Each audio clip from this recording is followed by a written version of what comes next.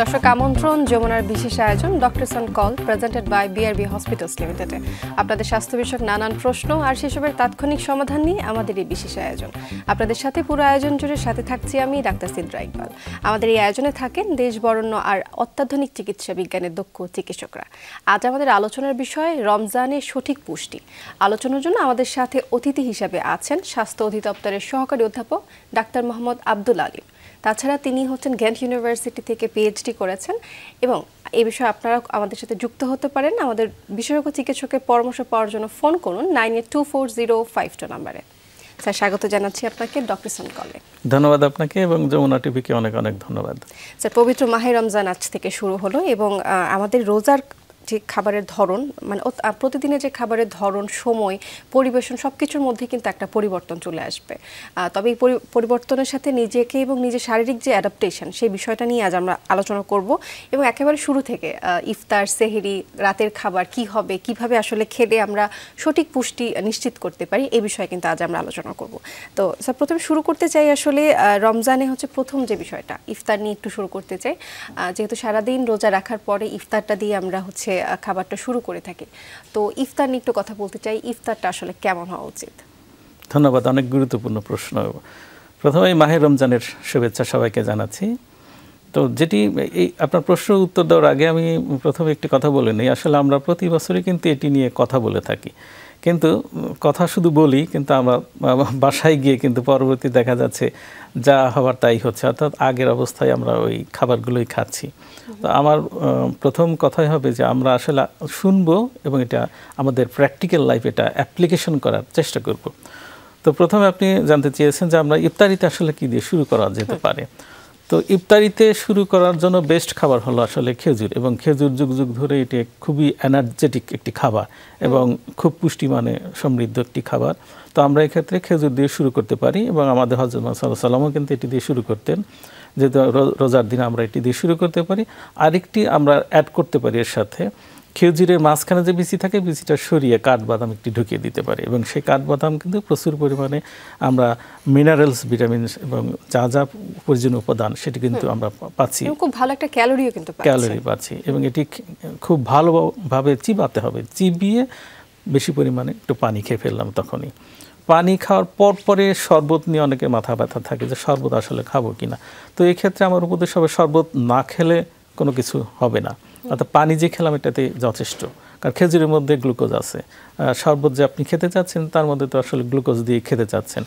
তো এক্সট্রা আমরা গ্লুকোজ অর্থাৎ এক্সট্রা চিনিযুক্ত কোনো শরবত আমরা অ্যাডভাইস করি না।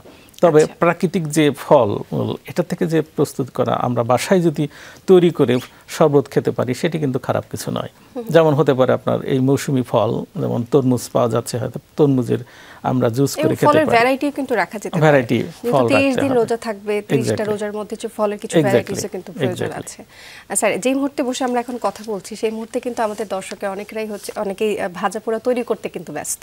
তারপর আমরা এই বিষয়ে কথা বলছি আসলে ভাজা পোড়াটা কেন আমাদের শরীরের জন্য ক্ষতিকর, বা এটাতে যে আপনি কিছুক্ষণ আগে আমার সাথে আলোচনা করছিলেন যে ভাজা পোড়ার মধ্যে মানে অতিরিক্ত ট্রান্স ফ্যাট থাকে, এবং আপনার কাছ থেকে জানতে পারলাম যে 2% ট্রান্স ফ্যাট আমরা যদি খেয়ে থাকি সেক্ষেত্রে 23% হার্টের যে ডিজিজগুলো রয়েছে তা হবার ঝুঁকি আছে। তো একটু এই বিষয়ে আমি কথা বলতে চাচ্ছি যে ভাজা পোড়াটা দিয়ে যেহেতু ইফতারটা আমাদের করার একটা ঐতিহ্য রয়েছে, সেটা আসলে কেন আমরা করব না? জি, এবং এটিও দেখতে পাবেন যে বিভিন্ন মিডিয়া কিন্তু প্রতি বছরই লাইভ প্রচার করে থাকে যে পুরান ঢাকার শাহী ইফতারি এখন কিন্তু সেহরি শুরু করে দিয়েছে এবং ইফতার পার্টিতে হচ্ছে, এবং প্রতিটি পার্টিতে আমরা এই ধরনের খাবার খাচ্ছি। ভাজা পোড়া, প্রচুর পরিমাণে ভাজা পোড়া, যেমন খাচ্ছি কি ডিম খাচ্ছি। ডিম একটা খুব উৎকৃষ্ট মানের পুষ্টিকর খাবার, কিন্তু ওটি আবার কি করছি মানে ডুবো তেলে ভেজে ওরা চপ বানাচ্ছি, তার মানে বিষাক্ত করে ফেলছি। অর্থাৎ ডুবো তেলে ভাজলে যে কোনো খাবার এটি কিন্তু এই বিষাক্ত হয়ে যাচ্ছে এবং এটির থেকে প্রচুর পরিমাণে ট্রান্সফ্যাট তৈরি হচ্ছে। ট্রান্সফ্যাট হলো কি করছে আমাদের শরীরে গিয়ে আমাদের শরীরের মধ্যে যে দুই ধরনের চর্বি থাকে, তার মধ্যে যেটি হলো খারাপ চর্বি আমরা বলছি LDH আর লো ডেনসিটি লাইপোপ্রোটিন, সেটি কিন্তু বাড়িয়ে দেওয়ার কারণে কি হচ্ছে আমার heart disease, stroke, kidney disease, diabetes, এবং ডায়াবেটিস বিশেষ করে ইনসুলিন রেজিস্ট্যান্ট ডায়াবেটিস এগুলো কিন্তু তৈরি করে, ইভেন ক্যান্সার পর্যন্ত তৈরি করে দিচ্ছে। এর বাইরে কিন্তু আমাদের পরিপাকতন্ত্রের নানান ধরনের সমস্যা তৈরি করছে, যেমন অ্যাসিডিটি থেকে তৈরি, গ্যাস্ট্রাইটিস, ইভেন পরিপাকতন্ত্রের ক্যান্সার পর্যন্ত তৈরি করতে পারে। অর্থাৎ যে কোনো কিছুই ডুবো তেলে ভাজলে এটা ট্রান্সফ্যাটে রূপান্তরিত হয় এবং সেই ট্রান্সফ্যাটটা আমাদের শরীরে মারাত্মক প্রতিক্রিয়া তৈরি করে। তাছাড়া যাদের হচ্ছে গ্যাস্ট্রিক আলসার বা পেপটিক আলসার হবার যে একটা প্রবণতা আছে সেটা কিন্তু বাড়িয়ে দিতে পারে। খালি পেটে যখন হচ্ছে আমরা এই ভাজা পোড়া দিয়ে শুরু করছি খাবারটা বা ইফতারটা, সারাদিন হচ্ছে না খেয়ে রোজা রেখে তারপর যখন এই খাবারগুলো দিয়ে শুরু করি তখনও কিন্তু হচ্ছে দেখা যায় যে পেপটিক আলসার রোগী যারা রয়েছে তাদের কিন্তু এই সময় হচ্ছে প্রদাহটা বেড়ে যেতে পারে। এক্স্যাক্টলি স্যার, আমরা একটু আগে হচ্ছে ইফতার নিয়ে কথা বলছিলাম এবং আপনি বলছিলেন আসলে ইফতারের যে খাবারগুলো আমরা খেয়ে থাকি তার ঝুঁকিপূর্ণ দিকগুলো একটু বিস্তারিত জানতে চাই। যেটি বলছিলাম, ট্রান্সফ্যাট যে আমরা খাচ্ছি বিভিন্ন ভাজা পোড়ার মাধ্যমে, এটা বর্জন করতে হবে। এবং আরেকটি ইস্যু হলো, দেখেন আমরা রাস্তার ধারে কিন্তু যেগুলো বানানো হচ্ছে এটি কিন্তু খালি চোখে আমরা কিছু দেখতে পাচ্ছি না, আসলে এর মধ্যে কত ধরনের জীবাণু ঢুকে পড়ছে, উড়ে উড়ে বেড়াচ্ছে বা তার মধ্যে বসে আছে। এটি যদি আমার মনে হয় আমরা যদি ইলেকট্রনিক মাইক্রোস্কোপ দিয়ে মানুষকে দেখানো যেত এর মধ্যে কত ধরনের জীবাণু এবং কত বড় বড় আছে দেখা যাচ্ছে, তাহলে মনে হয় তখন মানুষ বিশ্বাস করতো আসলে এটি খাওয়া তাদের স্বাস্থ্যের জন্য কতটা ঝুঁকিপূর্ণ। তবে স্যার, যারা কর্মজীবী মানুষ রয়েছেন তাদের ইফতারের সময়টা আসলে দেখা যায় কর্মস্থানে করতে হচ্ছে, এমনটাও কিন্তু হচ্ছে, বা রাস্তায় করতে হচ্ছে, তারা আসলে কি করতে পারেন সেই ক্ষেত্রে? সেটি আসলে বাসায় করতে পারলে তো সবচেয়ে ভালো, এবং নিজেদের অ্যারেঞ্জমেন্টে তারা কিন্তু করতে পারেন, যে ইফতারি আয়োজন করলেন, যারা কর্মজীবী যেখানে থাকেন সেখানে কিন্তু তারা এটা অ্যারেঞ্জমেন্ট যদি ব্যবস্থা রাখেন যে ইফতারির আয়োজন করা হবে এবং এটা ঘরোয়া পরিবেশে হবে, অর্থাৎ বাড়িতে যেভাবে আমরা তৈরি করে খাই। এবং তৈরি তো খুব বেশি কিছু তৈরি করা লাগছে না, কারণ ভাজা পোড়া তৈরি করতে তো আমরা নিষেধ করছি, সেগুলো তো তৈরি করার প্রয়োজন নাই। অর্থাৎ খেজুর লাগছে, এবং খেজুরটাও একটু মানসম্মত যদি হয়, বাইরের যে কোনো খোলা জায়গা থেকে কেনা না, এটা একটু প্যাকেটজাত যদি খেজুরটা হয় তাহলে সবচেয়ে ভালো হয়। এবং খেজুরটা দিয়ে শুরু করলো, পানি প্রচুর পরিমাণে বিশুদ্ধ পানি খেলো, এনাফ। এবং তারপরে কিছুক্ষণ বিরতি নিয়ে তারপর রাতের যে খাবার, রেগুলার যে খাবার আমরা সেটি খাওয়ার কথা বলছি, অর্থাৎ একটু বিরতি নিতে হবে কিন্তু। আচ্ছা, বিরতির কথা যেটা বললেন সেটা কিন্তু আমাদের মধ্যে প্রচলন দেখা যায় না। দেখা যায় যে রোজার মধ্যে কিন্তু বাহারি রকমের ইফতার থাকে এবং এই ইফতারের অনেকটাই মানে এমনভাবে খাওয়া হয় ভরা পেট পর্যন্ত, মানে রাত পর্যন্ত আসলে খাবারটা চলে যাবে এবং ইফতারটা এত বেশি করা হয় দেখা যায় অনেকে রাতের খাবারটাও খাচ্ছেন না। তো একটু জানতে চাইছি বিরতিটা আসলে কেন প্রয়োজন, কি কারণে আপনি বিরতি নিতে বলছেন? কেন প্রয়োজন আসলে সবার ক্ষেত্রেই প্রযোজ্য, যে আমরা সারাদিন না খেয়ে থাকলাম, সারাদিন বলতে শুধু সারাদিন না, কিন্তু দেখা যাচ্ছে প্রায় 14-15 ঘন্টা পর্যন্ত হয়ে যাচ্ছে। এই 14-15 ঘন্টা আমরা না খেয়ে থাকছি, কিছুই খাচ্ছি না, তাহলে আমাদের স্টমাক অর্থাৎ পাকস্থলী ওইভাবে কিন্তু সে নিজেকে অ্যাডজাস্ট করে, অর্থাৎ সে সংকুচিত হয়ে পড়ে। তো সংকুচিত অবস্থায় হঠাৎ করে আমরা বেশি খাবার দিয়ে দিলাম এবং তার উপরে আবার ভাজা পোড়া দিলাম, মানে গুরুপাক খাবার দিলাম, তাহলে তার ক্ষেত্রে কিন্তু হজম করতে অনেক সমস্যা হবে। স্টমাক আপসেট যেটি আমরা বলছি, অর্থাৎ অ্যাসিডিটিতে শুরু করে প্রচণ্ড রকমের গ্যাস্ট্রাইটিস, পেটে ব্যথা তীব্র শুরু হয়ে যেতে পারে। সেই জন্য আমরা একটু বিরতি দিতে হবে অ্যাডজাস্ট করার জন্য, অর্থাৎ স্টমাকটাকে প্রস্তুত হওয়ার জন্য একটু সময় দিতে হবে। তারপরে খাবারটা আমাদের যে রাতের খাবার সেটি আমরা শুরু করলে সবচেয়ে বেস্ট হয়। আচ্ছা স্যার, এবার রাতের খাবারের তালিকায় কি কি থাকবে, রাতের খাবারের তালিকাটা কেমন হবে সেটা নিয়ে একটু জানতে চাই। কি কি রাখবো রাতের খাবারে? জি, রাতের খাবার প্রথম চিন্তা করতে হবে, অনেকে খুব ভরা পেটে, আপনি আগে বলেছেন যে গলা পর্যন্ত খেয়ে ফেলে, এরকমভাবে আসলে খাওয়া যাবে না। মনে রাখতে হবে আমাদের ক্ষুধা লাগে কি কারণে। ক্ষুধা কিন্তু দেখবেন আমরা যে পানির পরিমাণ বেশি খেয়ে থাকি তাহলে কিন্তু ক্ষুধাটা ওই রকম লাগবে না, কিন্তু আপনি যদি ভাত দিয়ে পেট ভর্তি করে ফেলেন, সাদা ভাত, তারপরে মানে সাদা চালের যে ভাত, এটি দিয়ে যদি পূর্ণ করে ফেলেন তাহলে অতি সহজেই খুব কম সময়ের মধ্যেই কিন্তু ক্ষুধা লাগবে।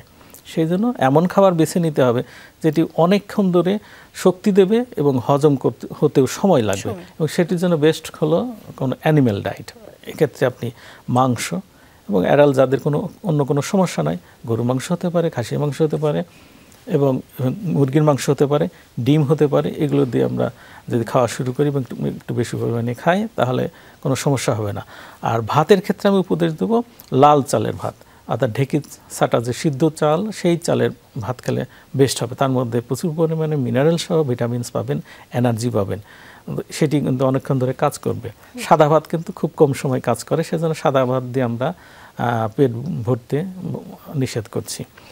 এবং ইভেন যারা ভাত বা এই ধরনের খাবার খেতে চান না, তারা কিন্তু বিকল্প খাবার খেতে পারেন। যেমন খুব ভালো একটি খাবার হলো আপনার দই, চিরা এবং কলা মিশ্রণ করে যদি খান, এটি খুব ভালো খাবার। ওটস খেতে পারেন, ওটস খেলে কিন্তু খুব প্রচুর পরিমাণে প্রোটিন সহ ভালো পুষ্টিমান পাবেন। ওটস আমরা খেতে পারি। খাবারের তালিকায় সবজির পরিমাণটা কেমন হওয়া উচিত, সবজি রাখবো কিনা? সবজি সবসময় আমরা বলি আসলে সবজি অনেক গবেষণা, আসলে গবেষণা তো প্রতিনিয়ত হচ্ছে, তো রিসেন্ট গবেষণা বলছে আমরা যদি সবচেয়ে ভালো হয় 90% যদি ফ্রুটস এবং ভেজিটেবল রাখি খাবারের মধ্যে, এবং 10% মাত্র যদি অ্যানিম্যাল ডায়েট রাখি, তাহলে এনাফ। আর রাইসের পরিমাণটা যদি অ্যাভয়েড করি? হ্যাঁ, রাইসের অনেক ভালো হয়। আসলে রাইসের মধ্যে কি থাকে? শর্করা। এই শর্করা খাবার কিন্তু এই যে আমরা ভেজিটেবল ফ্রুটস খাচ্ছি না, এর মধ্যে থেকে চলে আসছে। ইভেন আমরা যে অ্যানিম্যাল ডায়েট আমরা বলছি, মাছ, মাংস, ডিম, এটার মধ্যে চলে আসে। দুধ একটু উৎকৃষ্ট মানের খাবার। দুধ বিশেষ করে বয়স্করা অবশ্যই দুধ খাওয়ার জন্য আমি অ্যাডভাইস করব। যারা একটু বেশি বয়স হয়ে গেছেন, ইভেন 40 পার হয়ে গেছেন, তারা কিন্তু দুধ রেগুলার অবশ্যই সেরিতে খাওয়ার চেষ্টা করেন। তাহলে আপনার শরীর স্বাস্থ্য ভালো থাকবে এবং এর থেকে যথেষ্ট পরিমাণে এনার্জি পাবেন এবং পুষ্টি পেয়ে যাবেন। তাহলে মোদ্দা কথা হলো, আপনি শুরু করবেন এমন খাবার দিয়ে যেটি অনেকক্ষণ ধরে কাজ করবে, হজম হতে সময় লাগবে, অ্যানিম্যাল ডায়েট। এবং সাদা ভাত অ্যাভয়েড করবেন, লাল চালের ভাত অথবা লাল আটার এবং সবজি এবং ফলের পরিমাণটা যত বেশি রাখা যায় তত হচ্ছে উপকারী। স্যার, এরপর তো হচ্ছে এই যে আমরা কথা বললাম হচ্ছে রাতের খাবার নিয়ে, রাতের খাবারের সময়টা আসলে ইফতারের মধ্যে কতটুকু ব্যবধান হলে ভালো হয়? আপনি একটা বিরতি নিতে বলেছেন, এই বিরতিটা কতক্ষণ হবে? আচ্ছা, ইফতারি থেকে আমি যে বললাম যে হ্যাঁ রাতের খাবার খাবেন, এটা মোটামুটি আধা ঘন্টা বিরতি দিলে সবচেয়ে ভালো হয়। তারপরে এর মধ্যে খেজুর এবং পানি দিয়ে যে ইফতারি করলেন, কিছুক্ষণ হাঁটাহাঁটি করলেন, বা তার মাঝখান থেকে উনি আগে তো নামাজ পড়ে ফেলবেন, নামাজ পড়ে কিছুক্ষণ হাঁটাহাঁটি করবেন। হাঁটাহাঁটি করার পরে তখন উনি খাবেন মূল যে রাতের খাবার, সেটা হচ্ছে মোটামুটি মাথায় রাখতে হবে যথেষ্ট পরিমাণে আমরা যেন পানি খাই। স্যার, আমরা একটু আগে রাতের খাবারের তালিকাগুলো কিন্তু শেষ করলাম, এবার আমি একটু সেহরিতে চলে যেতে চাই, বা সেহরির যে আলোচনাগুলো রয়েছে। বর্তমানে কিন্তু সেহরি করবার একটা ট্রেন্ড চলে আসছে, বা বাইরে সেহরি করবার একটা ট্রেন্ড চলে আসছে। তো একটু জানতে চাই, স্বাস্থ্যকর বা স্বাস্থ্যের জন্য যেটা উপকারী হবে, সেই সেহরিটা আসলে কেমন হওয়া উচিত? খুবই গুরুত্বপূর্ণ প্রশ্ন। আমরা ইফতারি তো বলেই ফেলেছি, এবং এখন সেহরিতে আসলে কি খাবো? সেহরি আমি শুরুতে বলেছিলাম যে আসলে আমরা চিন্তা করতে হবে যে খাবারটা অনেকক্ষণ ধরে কাজ করে, সেই ধরনের খাবার খেতে হবে সেহরিতে। কারণ আমরা প্রায় মিনিমাম 10 ঘন্টা, কোথাও কোথাও হয়তো অনেক বেশি ঘন্টা, অর্থাৎ 15 ঘন্টা পর্যন্ত যেতে হয়, না খেয়ে থাকতে হয়, মানে পানিও খাওয়া যাবে না। সুতরাং এমন খাবার খেতে হবে যেটি অনেকক্ষণ ধরে একটু পরপর আপনার শক্তি দেবে, প্লাস হজম হতেও সময় লাগবে। এবং অ্যানিম্যাল ডায়েট হলো বেস্ট খাবার। অ্যানিম্যাল ডায়েট আপনার ডিম হতে পারে, মাছ, মাংস, এগুলো একটু যথেষ্ট পরিমাণে খেতে হবে। তবে অ্যানিম্যাল ডায়েটের মধ্যে যদি গরুর গোশ বা খাসির গোশ, এগুলো একটু অ্যাভয়েড করতে হবে। যাদের ক্ষেত্রে হার্ট ডিজিজ বা অন্যান্য উচ্চ রক্তচাপ জাতীয় সমস্যা আছে, তাদের ক্ষেত্রে এটি মেনে চলতে হবে। এবং পাশাপাশি লাল চালের আটা, লাল চালের ভাত অথবা লাল আটার যে রুটি, সেটি রাখতে পারেন, কারণ এটির মধ্যে প্রচুর পরিমাণে ভিটামিন এবং এনার্জি থাকে। এটি খাওয়া প্রযোজ্য, কিন্তু সাদা ভাত অ্যাভয়েড করা উচিত। সাদা ভাত খেলে খুব দ্রুত হজম হয়ে যাবে এবং আপনার শক্তি খুব বেশিক্ষণ ধরে দিতে পারবে না, যার জন্য ক্ষুধা লাগবে। অনেকে বলে যে রোজা রাখছি, খেলাম অনেক, কিন্তু ক্ষুধা লাগলো। কারণ এটাই, তারা ওই সাদা ভাত খেয়ে পেট ভর্তি করে খান। এবং সবজি যথেষ্ট পরিমাণে খেতে হবে। এবং আইডিওলজি হলো একটা প্লেটে মনে মনে চিন্তা করতে হবে 4 ভাগ, 4 ভাগের মধ্যে 1 ভাগ সবজির মতো খেতে হবে, 1 ভাগ ভেজিটেবল ফ্রুটস খেতে হবে। ফ্রুটস দেশি ফল যেগুলো অ্যাভেলেবল, সেগুলো খেলেই যথেষ্ট। এবং 1 ভাগ অ্যানিম্যাল ডায়েট, যেটা আমরা মাছ, মাংস, ডিম, এগুলো রাখতে হবে, দুধও রাখতে পারেন। এবং 1 ভাগ যেটা লাল চালের ভাত অথবা রুটি, এইটি দিয়ে আমরা যদি করতে পারি সেহরি, তাহলে এটা আমাদের জন্য সবচেয়ে ভালো। এবং সর্বক্ষেত্রেই ভাজা পোড়া জাতীয় খাবার ইভেন সেহরিতে আমরা খাবো না। এটা মানতে হবে। আচ্ছা স্যার, সেহরির ক্ষেত্রে যে বিষয়টা দেখা যায় যে অনেকে হচ্ছে রাতে দেরি করে ঘুমাচ্ছেন, একটা রুটের মধ্যে চেঞ্জেস চলে আসছে, যেহেতু রাতের খাবারটা দেরি করে খাচ্ছেন, তারপর হচ্ছে সেহরিটা অনেকে খাচ্ছেন না বা প্রপারলি হচ্ছে ঘুমও হচ্ছে না। সেই ক্ষেত্রে ঘুমের যে পরিধিটা, ঘুমের যে রুটিনটা, সেটা কিভাবে আমরা নিয়মে নিয়ে আসতে পারি, এবং সেহরির ক্ষেত্রে হচ্ছে যে করাটা কতটুকু গুরুত্বপূর্ণ, এই দুটো প্রশ্ন আপনার কাছে রয়েছে। প্রথমে সেহরি খেতে হবে। আসলে সেহরি বিশেষ করে যাদের স্বাস্থ্য পাতলা বা শুকনা একটু, তাদেরকে অবশ্যই সেহরি কখনো অ্যাভয়েড করা যাবে না। কিন্তু যাদের যথেষ্ট পরিমাণে হেলদি যারা এবং একটু মোটা জাতীয়, তারা কিন্তু সেহরিতে শুধু পানি খেয়েও শুরু করতে পারেন, এতে কোনো সমস্যা নাই। এবং অনেকেই এটা করে থাকেন, এটা এক ধরনের ডায়েটিং বলা যায়। এবং ফাস্টিং, ওয়াটার ফাস্টিং একটা খুব ভালো পদ্ধতি। যারা মানে স্থূলতা যাদের মধ্যে আছে, তারা মোটাটা কমানোর জন্য এটা একটা উৎকৃষ্ট পদ্ধতি। তারা এটি করতে পারেন শুধু পানি দিয়ে। কিন্তু যারা একটু বললাম যে নর্মাল স্বাস্থ্য অথবা শুকনা, তারা অবশ্যই সেহরি খাবেন। এবং সেহরি কী খাবেন সেটি আমরা কিছুক্ষণ আগে বলে ফেললাম।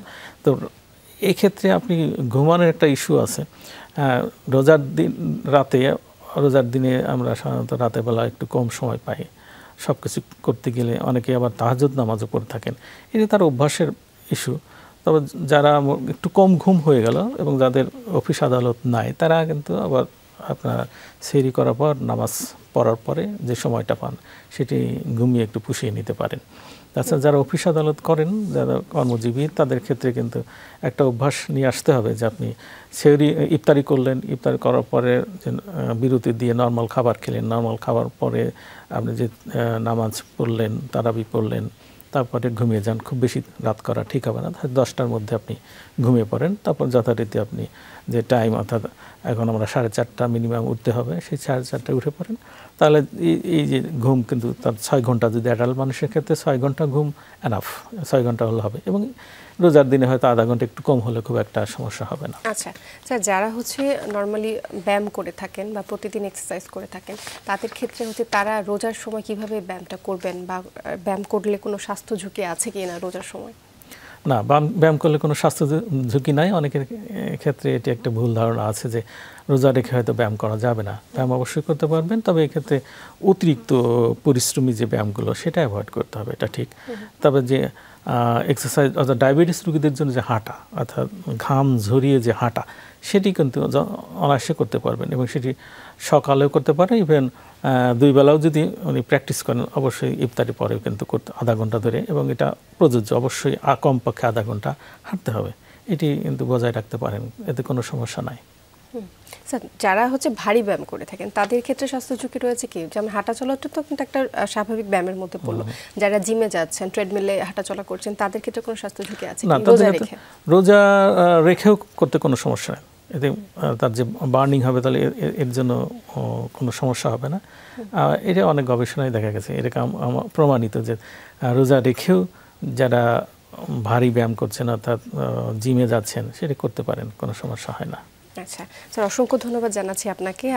সম্পূর্ণ রমজান মাসে আসলে কিভাবে আমরা চলাফেরা করব, খাবার তালিকায় কি কি রাখতে পারি এবং ব্যায়াম আসলে কিভাবে করব, সেই বিষয় নিয়ে বিস্তারিত আলোচনা আপনি আমাদের সাথে করলেন।